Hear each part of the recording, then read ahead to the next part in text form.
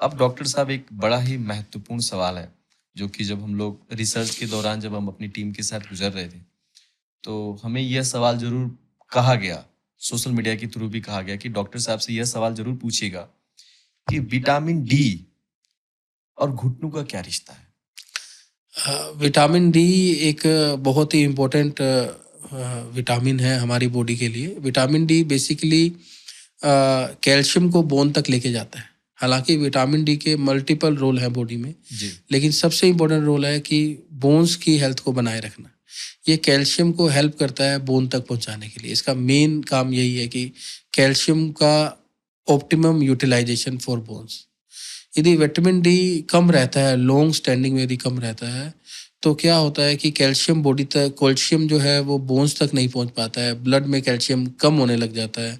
आप जितना भी इनटेक करते हो वो प्रॉपर अपनी जगह पे नहीं लग पाता है।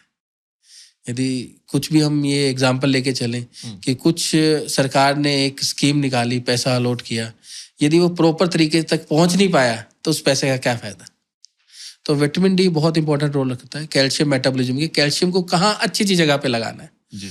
तो विटामिन डी की जैसे जैसे कमी रहती है तो क्या होता है कि बोन्स वैसे वैसे वीक होती जाती है और पेन स्टार्ट हो जाता है। उनमें पेन आने का जो सबसे बड़ा रीज़न है आज के टाइम में, वो विटामिन डी की कमी है। क्योंकि हम सब इंडोर वर्किंग स्टार्ट कर दिए है, हम धूप में नहीं जाते। विटामिन डी हालांकि सबसे ज़्यादा पहले धूप से ही मिलता था। धूप जब हमारे स्किन को टच करती है तो रिएक्शंस होते हैं, तो उससे विटामिन डी बनता था। लेकिन क्या होता है कि एनवायरनमेंट चेंज हो गया। पहले एनवायरनमेंट अलग था, लोग बाहर खेलते थे, पहले धूप भी अच्छी होती थी, ओजोन लेयर भी बहुत अच्छी थी, तो विटामिन डी खूब मिलता रहता था।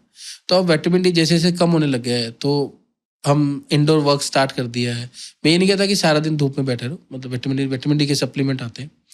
तो विटामिन डी की कमी से बोन्स जो है वो वीक होने लग जाती हैं और वो पेन स्टार्ट कर देती है। और जो हमारी कार्टिलेज की लेयरिंग है वो बोन्स के ऊपर तो है, बोन्स वीक होने लग गई, कार्टिलेज अपने आप प्रॉब्लम करने लग जाएगी।